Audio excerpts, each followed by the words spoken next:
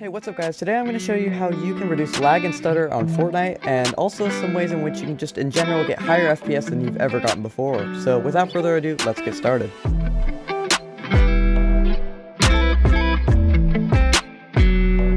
So I know all of you guys probably hate lag and stutter, and that's why I'm here to help you fix any issues you have with this. The first thing we're going to do is go over the settings and just stay on the front settings tab. This is the display tab, and this is where you can adjust all of your main graphical settings. So the first thing we're going to do, if this is on windowed full screen, put it to full screen. Full screen has less input lag and overall is just way better to play on. Also, we're going to make sure this is set to custom. These are the settings I use, but for example, let's just screw with this and I can show you where in general to adjust it. Let's say you play on already epic settings. The first thing you're most likely going to want to try is keep your view distance all the way to epic and then put these all the way to off. This actually still isn't going to look half bad, and you're actually going to get decent performance with this. This is what most competitive players use in their Fortnite. This is what these settings look like, and to be perfectly honest, they really don't look that bad. You're going to be getting really good FPS with this, and although my FPS is unlocked, you can actually see I'm getting an incredibly good FPS with this.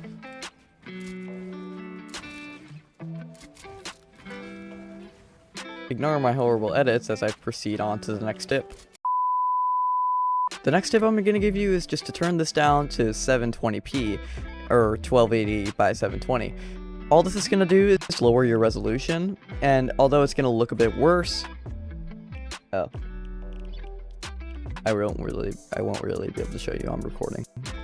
But trust me, I already tried, and it just messed with my video recording software so bad, so I'm not going to do it right now. The next tip I suggest you do is go to settings, and then go to the settings scroll wheel tab.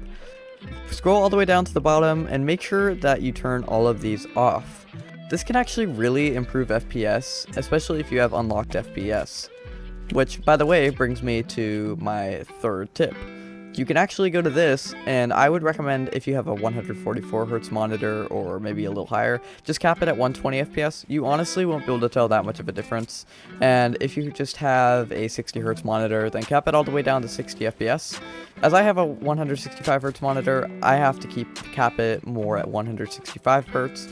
But I would really just work on what works best for you settings wise. I'm just here to help give sort of a template on what settings you should be using. The next tip I'm going to give is for the people out there who have NVIDIA GPUs, as this won't work with AMD GPUs.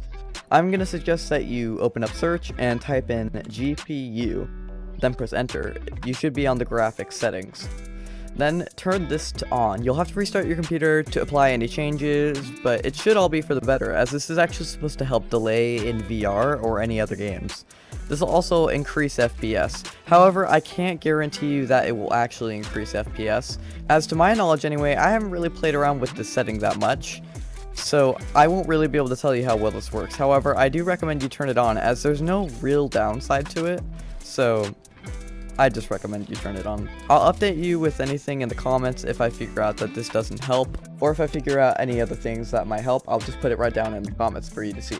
The next thing you can try out, if all of this is still not running smoothly, I would recommend going to here and scrolling all the way down to the rendering mode and then put it to performance. You're gonna have to scroll all the way down again if you're on controller and do that one more time. And now it should be on performance mode. Performance mode is actually an alpha, so it may not work amazingly. However, to my knowledge and what I've experienced so far with it, it actually works incredibly well. This will basically just trim down all the graphics to an even lower graphics mode. So I'm going to restart my Fortnite so you can view what I'm seeing. Guys, while my Fortnite is restarting, don't forget to hit the like button so the YouTube algorithm doesn't absolutely hate me and I can gain more views. Or just subscribe, that's cool too. Like, I don't really care. All these settings really also just depend on what PC you have. If you have a potato PC, you might really want to just go straight to the performance mode and see how it goes. Although if you have a decent sort of standard, maybe even an office PC, then I would just turn the settings down to competitive mode. By the way, I'll have timestamps in the description for you guys so you can skip around and figure out what works best for you. So, what works best for you. So, by the way guys, I'll have timestamps Now that I've landed, you can actually see a few things that are different. First of all, the textures look a little bit lower quality, which they are, and also a few other things, like grass is flat now, if I can get to a spot, like right here.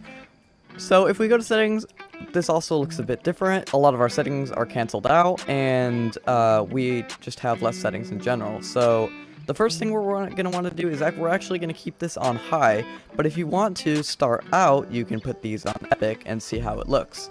As you can see, my FPS is around 200, which is really awesome, so you're going to have minimal input delay, and you're going to have just amazing FPS in general. So if you're still having input problems, or just FPS problems, you can put this all the way down, and see if it helps.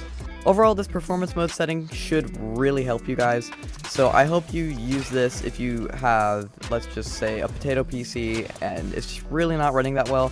This should be like the first setting you use. Also, you might notice that the builds look quite a bit different, especially when editing or when they're first building.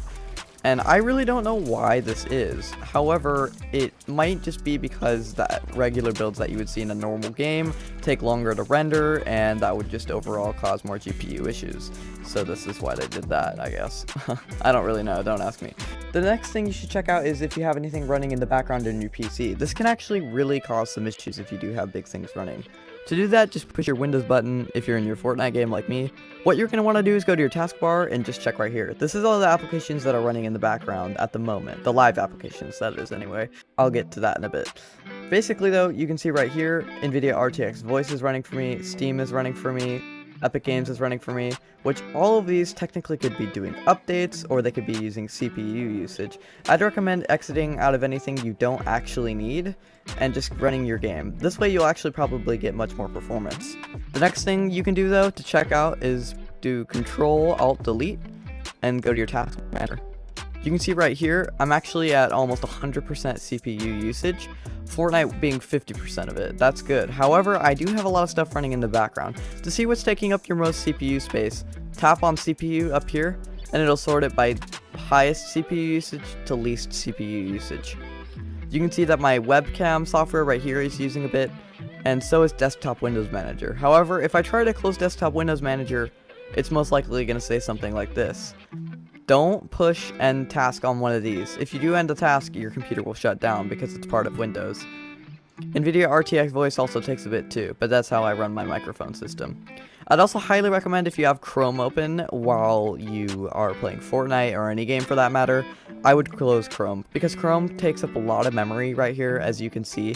It takes up 1 gigabyte of memory. That's a lot of memory, and I don't even have that many tabs open. So I'd highly recommend closing Chrome too. The next tip I'm going to give is actually for those YouTubers out there, like myself, wanting to record and they're just getting too much stutter when they record, but when they play otherwise, their FPS is fine.